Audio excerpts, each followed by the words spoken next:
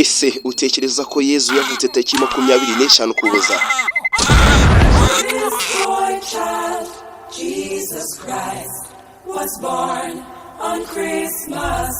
Tariki 25 Ukuboza bishoboka ko atari uwo munsi Yezu Kristo yavutseho, bikaba intandaro y'impaka mu madini ari hano ku isi.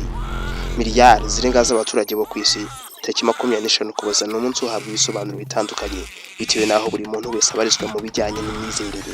Kuki umugabane munini w'abatuye isi muri rusange wemera ko Yezu cyase Yesu bitewe no kubyizera yavutse tariki 25 Ukuboza, abandi bakabihakana?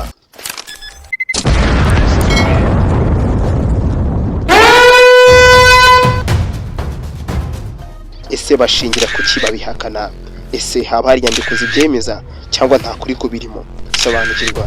Ikaze mu kiganiro Hirya y'Imboni, Unity X Presents. Nitabazaza ntacyo bitwaye. Menya amateka n'inkomoko bya Noheli. Noheli ni izina rituruka ku ijambo ry'igifaransa Noel, naryo ryatutse ku ijambo ry'ikilatini Natalis, bisobanura kuvuka.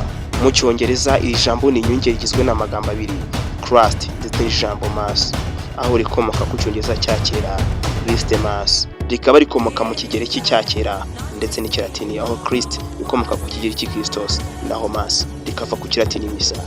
Noheli ni umunsi abakristo bizihiza ivuka rya Yesu Kristo, cyase Yesu Kristo bitewe no kubyizera. Buri mwaka tariki ya 25 abayoboke b'amadini n'amatorero yizera Yesu hirya no hino ku isi yizihiza umunsi mukuru w'ivuka ry'umwana w'Imana.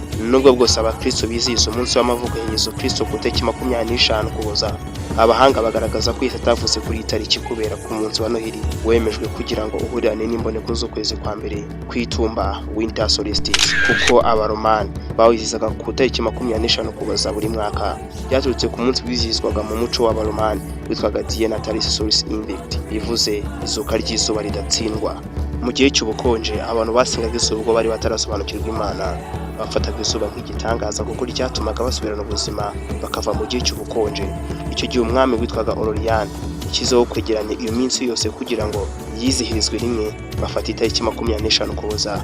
Mu myaka myinshi ya mbere y'ikinyejana cya 16, benshi mu banditsi bizeraga ko Yesu koko yavutse kuri iyo tariki ya 25 Ukuboza. Ikinyejana cya 18 nibwo hagiye haboneka abandi bagiye bagerageza gusobanura ibya Noheli mu mwaka w'1443 kugira ngo ihurirane n'umunsi wa Kirumani kwizihiza izuba wa Dia Natalis Solis Invicti.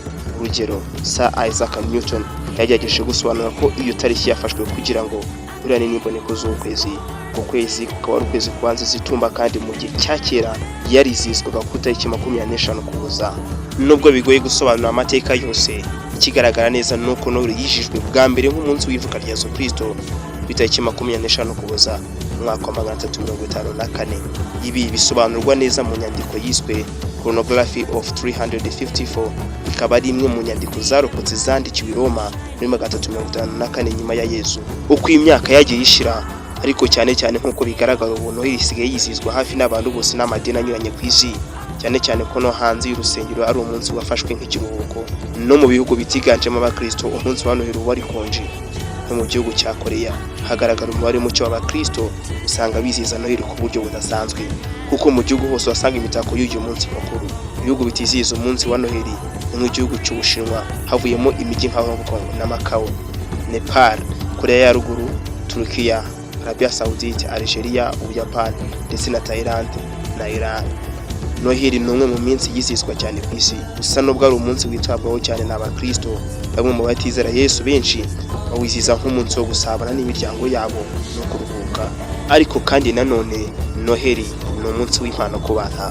Mu kwizihiza Noheli kandi hari imitako itegurwa harimo ikirugu, aho umwana Yesu yari aryamye. Mu kinyejana cya 16, igiti cya sipure gitoshye cyamenyekanye nk'igiti cya Noheli. Hirya no hino mu bigo, mu miji, mu ngo ugasanga hatazwe mu buryo butandukanye. Martin Luther bivuga ko yaba ari we wa mbere wijije igiti cya Noheli mu nzu.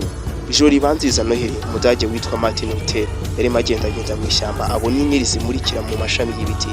Avuga ko icyo gihe kuri we byari byiza, ndetse ko byamwibukije Yesu wasize inyenyeri zo mu ijuru akaza mu isi. Unity X Presents. Nitabazaza ntacyo bitwaye. Ntiwibagirwe gukora subscribe tujye tubana mu biganiro byacu by'ubutaha. Hasta la vista.